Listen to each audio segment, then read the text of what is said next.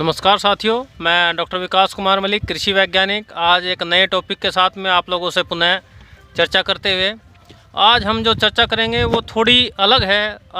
एक नई समस्या है गन्ने में, जो हम यहाँ पर नॉर्मली देखते हैं कि हमारे यहाँ का सबसे ज़्यादा क्षेत्रफल को 0238 के अंतर्गत आता है और ये वैरायटी कुछ निश्चित तापमान के दायरे में बहुत अच्छा परफॉर्मेंस देती है, लेकिन कुछ यदि तापमान का दायरा कम हो जाता है और यदि यह बेहद ज़्यादा बढ़ जाता है तो उस दशा में जाके इसमें कुछ समस्याएं पैदा होने लगती है।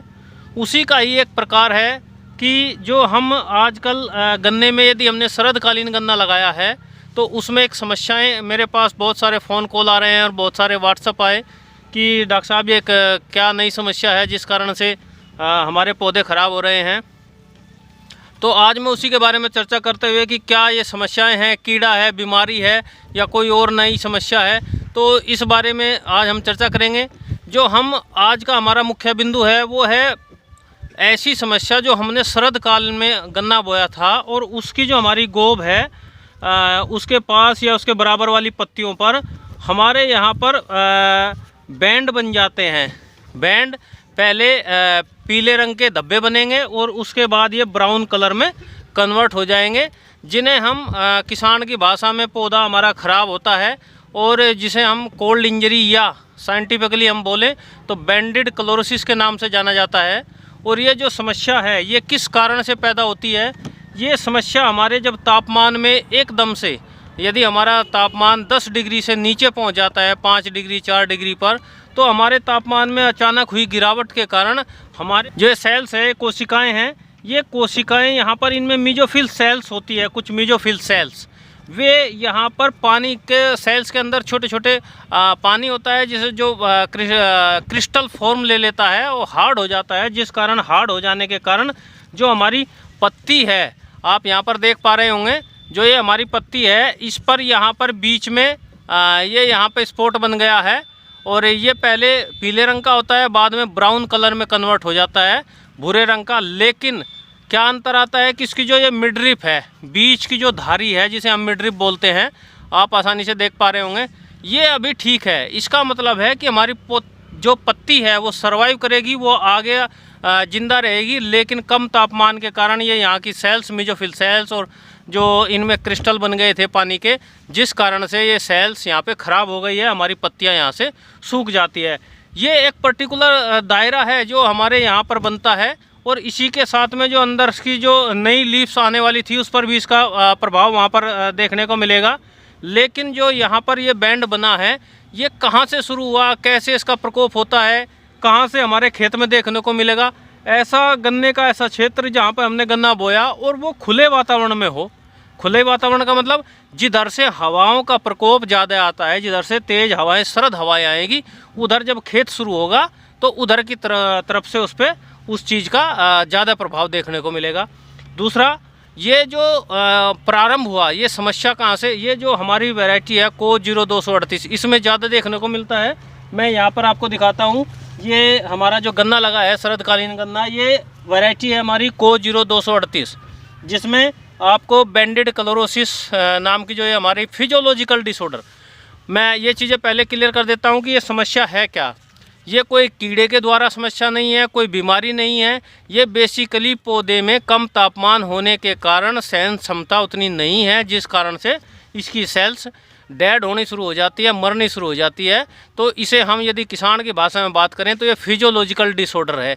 और ये फिजियोलॉजिकल डिसऑर्डर को हमें ठीक कैसे करना है? यदि हम इसमें कोई भी इंसेक्टिसाइड, कोई भी फंजीसाइड डालेंगे तो उसका लाभ यहाँ पर हमारे पौधे को नहीं मिलने वाला है।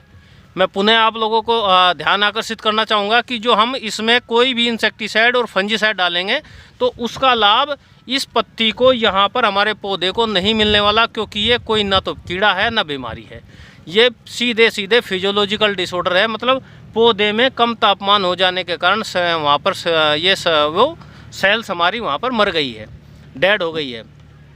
ये पहले हमारे यहाँ पे नहीं आता था। ये शुरुआत में जब देखा गया तो सूडान, जो हमारे देश से पहले दूसरे कंट्री में जो देखा गया, सूडान में इसकी वहाँ पे पहली बार देखा गया था जो इस प्रकार की ये पौधे हमारे इसमें मिलते हैं।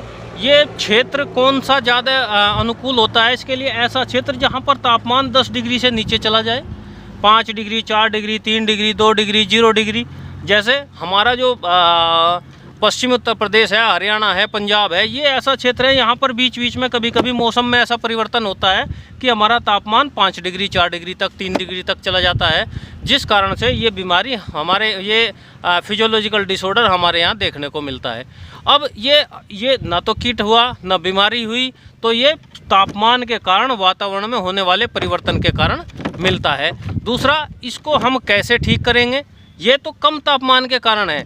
मैं एक बार फिर भविष्य में आपको बताऊंगा। ये तो कम तापमान के कारण बैंडेड क्लोरोसिस है। एक दूसरी, इसी में ही जब तापमान 35-40 डिग्री से ऊपर पहुंचना शुरू हो जाता है तो इसमें सनबर्न भी आने लगता है। इसी प्रकार से तब भी इस पौधे में ऊपर से जो पत्तियां हैं वे सूखनी शुरू होगी। मैं नेक्स्ट भविष्य में जब भी उसके सिम्टम आएंगे मैं आपको दिखाऊंगा। तो यहाँ पर हम बात कर रहे हैं बैंडेड क्लोरोसिस की।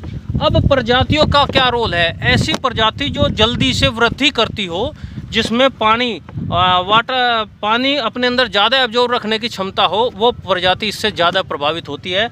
हमारी जो वैरायटी है को-0-238 वैरायटी, ये इससे अधिक इसलिए प्रभावित होती है क्योंकि इसकी जो वृद्धि है, सेल्स डिवीजन, कोशिकाओं में विभाजन होता है, जिससे पौधा जल्दी जल्दी बड़ा होता है।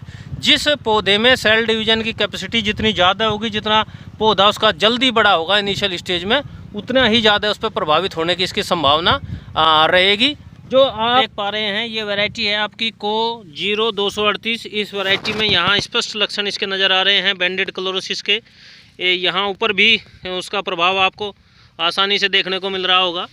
और ये स्पष्ट लक्षण को-0-238 वैरायटी में लगभग जितने भी हमारे पौधे हैं सभी में आपको को-0-238 वैरायटी में बैंडेड क्लोरोसिस नामक इस समस्या का आपको वहाँ पर जो फिजियोलॉजिकल डिसऑर्डर है वो देखने को आसानी से मिल जाएगा। और ये वैरायटी मैं दूसरे शब्दों में कहूँ तो कम तापमान होने के कारण प्रभावित होनी शुरू हो जाती है। जब भी आपका टेम्परेचर 5 डिग्री या 6 डिग्री या 4 डिग्री के आसपास घूमेगा, या दूसरे शब्दों में कहें 10 डिग्री से नीचे जाने के उपरांत ये आपकी प्रभावित होनी शुरू हो जाएगी। ये आप देख पा रहे थे को-0-238। अब हम देखते हैं को-0-118। ये वैरायटी भी कोयम्बटूर से बनी हुई वैरायटी है, लेकिन इस वैरायटी में आप देखेंगे कि जो आपका पौधा है उस पौधे पर कहीं पर भी आपको बैंडेड क्लोरोसिस के लक्षण नहीं नज़र आ रहे हैं। इसका मतलब है कि ये कम तापमान से बैंडेड क्लोरोसिस से प्रभावित नहीं होती है। बहुत कम प्रभावित होने की इसकी संभावना है, लेकिन तुलनात्मक रूप से 0-238 वैरायटी अधिक प्रभावित होती है। ये आपकी 118 वैरायटी है जो इससे प्रभावित नहीं है। इसी के साथ हमने एक वैरायटी और लगाई है अर्ली ग्रुप में ही, और जिसका फुटाव भी बेहद अच्छा है, को-8272। इस वैरायटी में भी आप देख पा रहे होंगे इसकी नेचर भी है कि ये फैल के चलती है, खूब सारे इसमें कल्ले निकले हुए हैं, लेकिन इस पर जो प्रभाव है वो तुलनात्मक बहुत कम है। एक हल्का सा प्रभाव जो आपको देखने को मिला होगा इस पत्ती पर यहाँ पर है, अन्यथा सभी पत्तियाँ स्वस्थ हैं। तो ये हमारी जो वैरायटियाँ हैं अर्ली ग्रुप की, जिसकी ग्रोथ ज़्यादा जल्दी से होती है, मैं पुनः दोहरा रहा हूँ कि उसी पर ही बैंडेड क्लोरोसिस का प्रभाव ज़्यादा देखने को मिलेगा। तो ये मैंने आपको लक्षण बताए, प्रजातियों का नेचर बताई, किस प्रकार वो एक दूसरे को में इसका प्रभाव छोड़ते हैं, या जो हमारा तापमान है उसका प्रभाव किस प्रकार किस किस प्रजाति पर अधिक दिखाई देता है, किस पे कम दिखाई देता है। और अब हम बात करते हैं इसको कंट्रोल कैसे करें। जब हम इसमें ना तो कोई कीटनाशक डाल सकते, ना कोई फंजीसाइड डाल सकते, तो लाभ कैसे मिले, हमारा पौधा स्वस्थ कैसे हो। मैंने बताया कि जो मिडरिप है वो स्वस्थ होने के कारण हमारा पौधा जिंदा रहेगा, लेकिन ग्रोथ थोड़ी सी चेक हो जाएगी, बढ़वार थोड़ी सी चेक हो जाएगी। तो इस बढ़वार को कंटिन्यू करने के लिए हमें क्या करना होगा, इसके लिए हमें अपने जिन खेतों में भी आपको बैंडेड क्लोरोसिस का प्रभाव नज़र आए, कोल्ड इंजरी नज़र आए, उन्हीं खेतों में आप हल्की सिंचाई अवश्य करें। हल्की सिंचाई, कम अंतराल पर 2 बार हल्की सिंचाई आप उसमें कर दें, तो उससे क्या होगा कि जो हमारा पौधा है उसे जो कम तापमान है उसे सहन करने की क्षमताएं उसके अंदर बढ़ जाएगी। पौधे में क्योंकि वातावरण में तापमान कम होता है, जब हम उसमें हल्की सिंचाई करेंगे तो पौधे का तापमान अपना मेटाबॉलिक एक्टिविटी करने के लिए, अपनी एंजाइमिक एक्टिविटी करने के लिए अपने अंदर का तापमान बढ़ाता है, जिससे वे सेल्स उतनी ज़्यादा उससे प्रभावित नहीं रहती। जो हमारी ये पत्तियां हैं जो ख़राब हो गई है वो तो स्वस्थ नहीं होगी, लेकिन जो अंदर की पत्तियां हैं उनके ख़राब होने की संभावनाएं कम हो जाएगी, वे स्वस्थ निकलनी शुरू हो जाएगी। तो इसलिए पहला है, सबसे पहला सबसे आसान तरीका किसान स्तर पर यदि हम इसको लागू करते हैं तो आप उसको हल की सिंचाई कर दें। दूसरा, एक और महत्वपूर्ण इसका बिंदु आता है, जिन खेतों में ज़्यादा प्रभाव नज़र आ रहा हो उनमें आप सल्फ़र का प्रयोग अवश्य करें। सल्फ़र बेसिकली पौधे में मेटाबॉलिक एक्टिविटी के साथ साथ एक एंटी फंगल का भी काम करता है। उसके पौधे के अंदर हीट जनरेट तो करेगा, उसकी वृद्धि को तो बढ़ाएगा ही बढ़ाएगा, प्लस उसके साथ साथ एंटी फंगल का कार्य करने के कारण वो वहाँ पर जो आपका फंगस डेवलप होने की संभावना है उसको भी कम करने का कार्य करेगा।